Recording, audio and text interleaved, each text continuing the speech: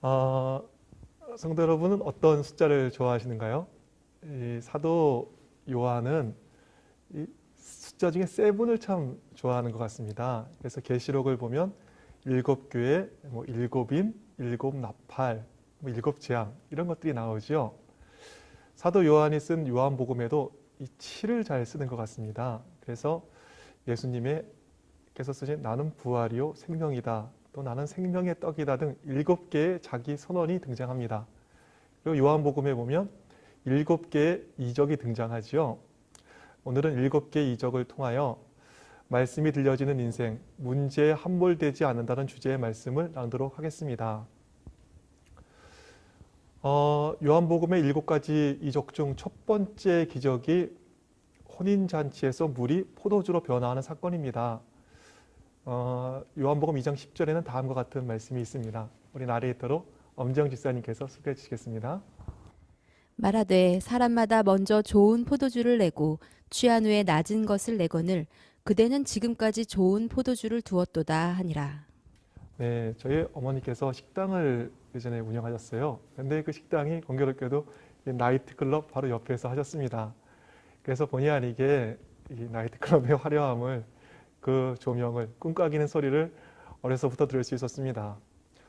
근데 밤에 나이트가 정말 화려하기 이를 데 없습니다. 그런데 아침이면 그 화려하던 클럽의 셔터는 내려가 있고 여기저기 해놓은 토에 정말 역겹기 그지없는 것을 제가 많이 경험했습니다. 세상은 먼저 좋은 포도주를 내고 취한 후에 실망스러운 포도주를 내는 것처럼 처음에만 좋습니다. 엔조이도 처음에는 좋은데 나중에 피곤과 실증으로 끝이 나는 것이지요. 물건도 그렇죠. 포장 굉장히 좋은데 막상 뜯어보면 실망스러울 때가 많은 것입니다. 사람도 그렇습니다. 첫인상하고 왜 이렇게 틀릴 때가 많은지. 사업도 첫 기대하고는 안 맞을 일이 참 많습니다. 그래서 화인 여사께서는 이렇게 말씀하시죠. 사람들이 가장 좋은 포도주를 먼저 내고 그 후에 나쁜 것을 주는 것과 같이 세상이 주는 선물도 그러하다. 세상이 공급하는 것은 눈을 즐겁게 하고 감각을 황홀하게 하지만 불만족하다는 것이 드러난다. 포도주는 쓴맛으로 변하고 즐거움은 우울로 변한다. 노래와 활락으로 시작하던 것이 피곤과 실증으로 끝을 맺는다.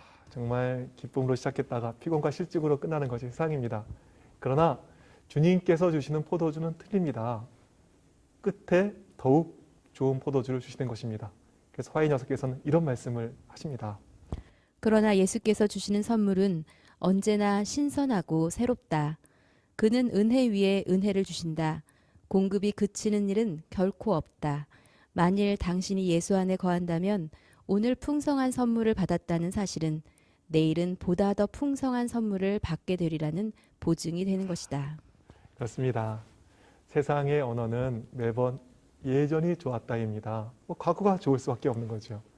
그러나 신앙 안에서 우리가 누리는 것은 어제보다는 오늘이 좋을 것이라는 기대, 우리가 누릴 수 있습니다. 그리고 오늘보다는 내일이 더 좋을 것이라는 확신, 우리가 가질 수 있는 것이죠. 저는 믿음으로 확신합니다. 어제보다는 오늘이 좋을 것입니다. 오늘보다는 틀림없이 내일이 좋을 것입니다.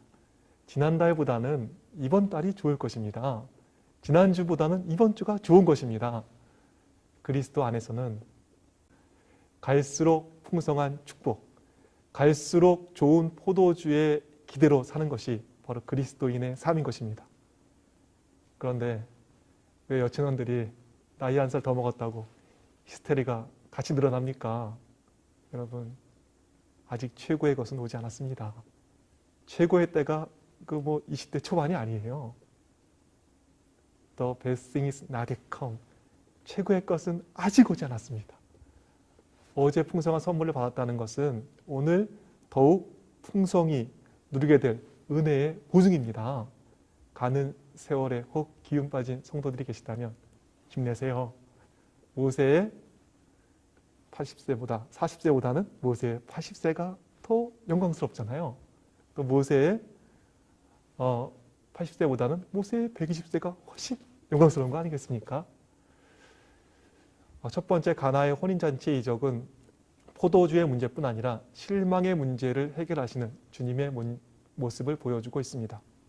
두 번째 이적은 뭐죠? 두 번째는 가버나움에 사는 왕의 신하의 아들을 고쳐주신 기적입니다. 그리고 요한복음 4장에서 가나에서 100리 떨어진 가버나움에 사는 왕의 신하의 아들을 고쳐주신 것은 병에 대한 문제 해결뿐 아니라 공간의 문제를 해결하시는 주님을 보여주고 있습니다. 공간의 제약을 받지 않으시는 주님의 모습은 얼마나 용기가 되고 은혜가 되는지 모르겠습니다. 저희 애는 이 달리기를 좋아합니다. 얼마나 달리기를 좋아하는지 어느 날 이렇게 사이다를 좀 먹고 있는 거예요. 그래서 야, 그 사이다 먹으면 뼈가 약해져가지고 달리기를 못해. 그랬더니 몇 년째 사이다를 입에도 안 대고 있습니다. 이 식이요법을 하면서 달리기를 하고 있는 아이인데 이 달리기 잘하는 애가 항상 제 앞에서 뛰어가는 것입니다. 차도 그렇게 많은데 제가 어떻게 하겠습니까? 그리스도께 이 아이를 맡깁니다. 그러면 그리스도는 저같이 공간에 관해서 무능하지 않은 것입니다. 심리가 떨어지던 백리가 떨어지던 공간의 한계로부터 자유로우신 분이 바로 우리 주님이십니다. 저만 그렇겠습니까? 품 안에서 키울 수만 없는 자식, 이런저런 이유로 떨어져 계셔야 하는 부모님. 그런데 우리 주님은 공간의 문제에서 자유로우십니다. 그리고 요한복음 5장에서 38년 된 병자를 주님께서는 고쳐주시죠. 38년 된 병자를 고쳐주신 것은 병을 고친 것뿐 아니라 시간에 관계된 모든 문제에서 제한되지 않는 주님의 모습을 보여주고 있습니다. 그리스도 안에서는 과거의 실패가 현재의 실패로 귀결되는 것이 아님을 보여주고 있습니다. 38년 도무지 해결되지 않는 문제가 그리스도 안에서 해결되는 것입니다. 그리고 고쳐지지 않는 내 죄악의 문제, 고쳐지지 않는 품성의 문제에 대하여 그리스도 안에서 소명을 발견할 수 있는 것입니다. 도무지 요지부동인 우리 가족의 구원의 문제 있습니까? 도무지 변화하지 않은 우리 가족의 변화의 문제 있습니까? 주 안에서 38년 된 병자가 고쳐지는 모습을 보면서 소망을 발견할 수 있는 것입니다. 이제 기대조차 잃어버리게 하는 오래된 교회 문제들, 여러분 속상하실 수도 있겠습니다. 38년 된 병자를 고치는 그리스도를 보면서 희망을 갖게 되는 것입니다. 그리고 38년 되는 병자를 고치시는 모습을 보면서 38년 동안 안 되는 내 결혼의 문제도 주님께서 해결해 주신다는 소망을 갖게 되는 것이죠. 그리스도는 모든 시간의 문제에서 자유로우십니다. 네 번째 이적이 등장하죠. 6장에서 5천 명을 먹이신 사건입니다. 이것은 배고픔의 문제뿐 아니라 양에 관계된 문제를 해결하시는 그리스도의 모습을 보여주고 있습니다. 그리스도는 부족한 걸 해결하실 뿐 아니라 또 어떻게 하셨어요? 넘치는 부패로 그 상을 차리지 않으셨습니다. 양을 적절히 조정하시는 분, 이분이 우리 주님이십니다. 진짜 훌륭한 아내는 양 조절을 잘 하시는 분이죠. 모자르지도 않고 남지도 않게 음식을 참 우리 집사님들이 잘 하시는 것 같습니다. 그런데 음식 양은 잘 조절하시는데 이 잔소리 양은 잘 조절이 안 되시는 것 같아요. 제가 이 말씀 가운데서 소명을 발견합니다. 더 하는 우리에게 적당한 양을 알고 계시는 주님이 계시다는 것은 얼마나 용기가 되는 것입니까? 같은 요한복음 6장에 또 물 위로 걸어가시는 주님의 모습, 그러면서 폭풍을 잠잠케 하시는 주님의 모습을 우리는 볼 수 있습니다. 이것은 물리적 법칙 위에 계신 그리스도를 알려줌과 동시에 그리스도께서는 우리의 무력과 불안을 해결하시는 분임을 보여주고 있습니다. 마태복음 14장 26절에서 27절은 요한복음 6장의 사건을 다음과 같이 기록하고 있습니다. 제자들이 그 바다 위로 걸어오심을 보고 놀라 유령이라 하며 무서워하여 소리지르거늘 예수께서 즉시 일러 가라사대 안심하라 내니 두려워 말라. 안심하라. 이걸 영어로 어떻게 쓰냐 하면 be of good cheer 이렇게 쓰고 있더라고요. 우리 엄지영 집사님 발음이 좋으시니까 한번 좀 네, 이렇게 부끄러워하시는군요. 네. Be of good cheer 할 때 cheer는 용기 내, 기운 내, 힘내 뭐 이런 뜻이 있잖아요. 그래서 cheer, 이 힘내게 하는 사람을 뭐라 그래요? 치어 리더라고 그럽니다. 우리 주님은 진짜 치어 리더이십니다. 우리를 힘내게 하는 분이시죠. 성경에 보면 완전히 기운 빠진 사람이 나옵니다. 그 가장 기운 빠진 사람 중에 한 사람이 바로 이 중풍병자인 것 같아요. 꼼짝할 수 없어서 친구들의 도움으로 지붕을 뚫고 예수님께 그 사람은 옵니다. 그 사람의 병명이 중풍병이었죠. 이 중풍병이란 말이 헬라어로 파랄리티코스입니다. 그것은 파라 플러스 루오라는 말이 합쳐진 것인데 이 파랄은 옆으로 이런 뜻이 있고 루오는 늘어지다, 풀어지다 이런 뜻인 거죠. 그래서 중풍병이라는 것은 움직일 힘이 없이 늘어지고 풀어진 상태, 이 사람을 중풍병이라고 하는 것이지요.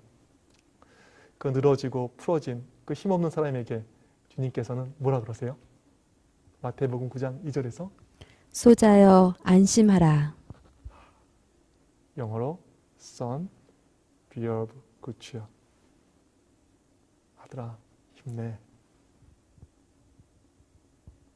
마태복음 9장 6절에서 그 중풍병자에게 주님께서 내 침상을 가지고 집으로 가라 하시니 라며 병을 고치어 주시기 전에 주님께서 가장 먼저 하신 말씀이 있습니다. 만나자마자 Son, be of good cheer. 아들아, 힘내라. 이 사람은 뭐에 눌렸다고요? 죄짐에 눌린 사람입니다. 자기 죄 때문에 자기가 그 병에 걸렸다고 알았다고 우리 화이트께서 쓰고 계시죠. 그 죄짐에 눌려 처진 그 마음 무거운 사람에게 주님께서는 뭐라 그러세요?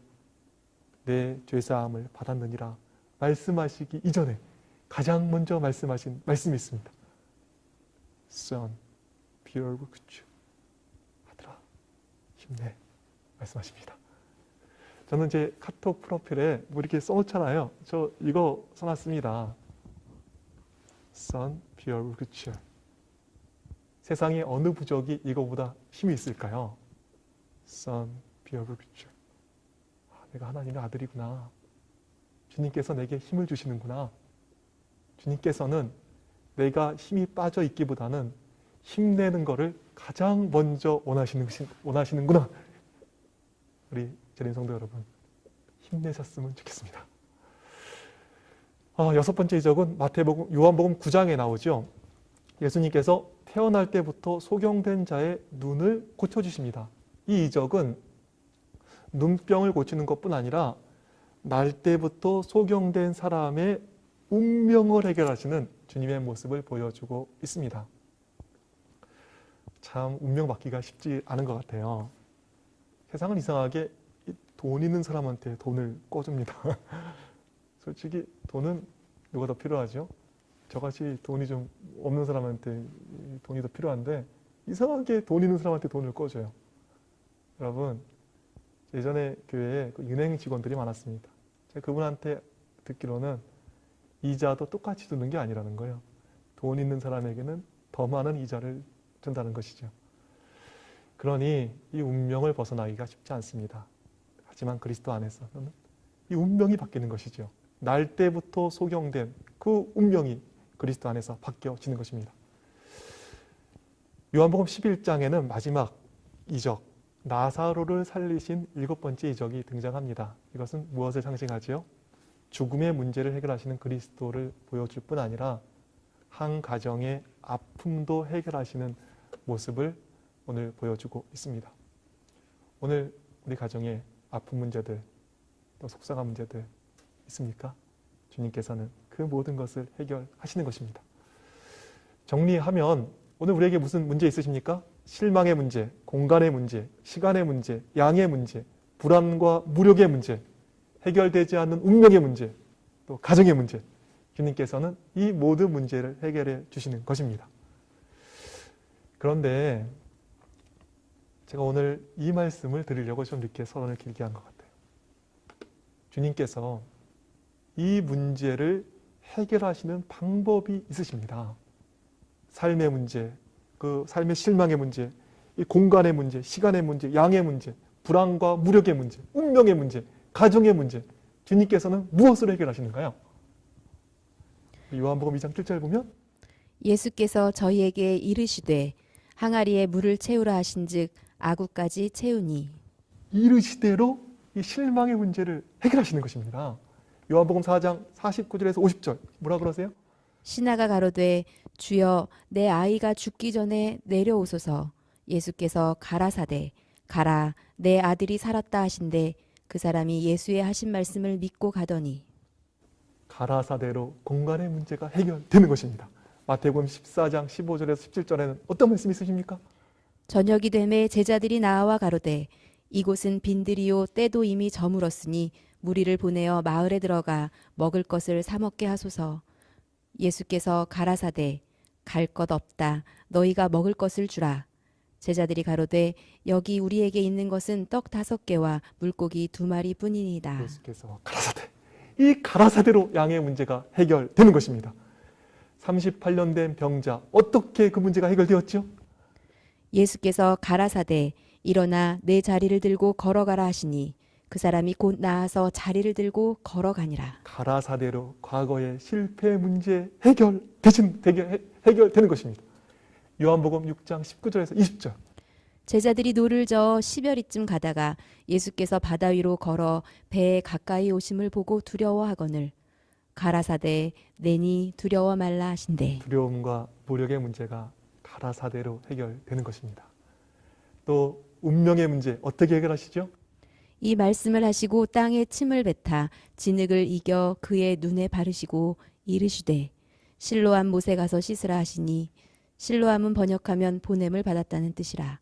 이에 가서 씻고 밝은 눈으로 왔더라. 네, 운명의 문제가 이르시대로 해결되는 것입니다. 나사로의 문제는 또 뭘로 해결하시는가요? 이 말씀을 하시고 큰 소리로 나사로야 나오라 부르시니 죽은 자가 수족을 배로 동인 채로 나오는데 그 얼굴은 수건에 쌓였더라. 예수께서 가라사대 풀어놓아 다니게 하라 하시니라. 죽음과 가정의 문제가 부르시는 말씀으로 해결되는 것입니다. 성도 여러분, 만약 주님께서 다시 성육신하셔서 이 자리에 계시다면 우리의 문제를 무엇으로 해결하시겠습니까? 지금 옆에 주님이 계신 거예요. 그 주님께서 무엇으로 우리 문제를 해결하시겠습니까? 말씀으로. 가라사대의 말씀으로. 이르시대의 말씀으로 우리의 문제를 해결하실 것입니다. 그런데 참 안타깝게 사시는 분들 많이 봤습니다. 무슨 문제가 있으면 교회부터 안 나가는 겁니다. 기분 나쁜 일 있으면 예배부터 안 나가는 겁니다. 가장 바보 같은 정말 일을 하고 있는 것이죠. 문제 해결책이 말씀이 들려지는 곳에 있음을 꼭 기억하시기를 간절히 바라겠습니다. 주님께서는 인생의 모든 문제를 말씀으로 해결하십니다. 문제가 있거든, 고통이 있거든, 힘든 일이 있거든, 곤란한 일이 있거든 말씀이 들려지는 자리를 찾게 되시는 귀한 성도의 삶 사시기를 간절히 바라겠습니다. 이제 저는 한 말씀 보고 마치겠습니다. 시편 107편 19절에서 20절에 있는 말씀입니다. 이에 저희가 그 근심 중에서 여호와께 부르짖으며 그 고통에서 구원하시되 저가 그 말씀을 보내어 저희를 고치사 위경에서 건지시는도다. 네, 여기 보니까 참 독특한 말씀이 나옵니다. 이 고통에 빠진 사람, 이 위경에 빠진 사람, 이 함정에 빠진 사람이죠. 주님께서 그 사람을 보낼 때, 그 사람을 고칠 때 뭘 보냈다고요? 고통 중에 부르짖으며 의사를 보내야 될 것 같은데 그렇게 안 하셨습니다. 군대를 보내야 될 것 같은데 그렇게 안 하셨습니다. 돈을 보내야 될 텐데 그렇게 안 하셨습니다. 주님께서는 그 위경에 빠진 사람, 그 함정에 빠진 사람, 그 고통에 빠진 사람에게 말씀을 보내셔서 그를 고치시고 위경에서 건져내시는 것입니다. 재림 성도 여러분, 우리의 문제, 장애, 난관, 이것들이 들려지는 주님의 말씀 가운데서 해결될 수 있음을 기억하시고 어려움이 있으시거든 말씀의 자리에 항상 있게 되시는 귀한 성도의 삶 되시기를 간절히 바라면서 오늘 말씀 마치도록 하겠습니다. 감사합니다.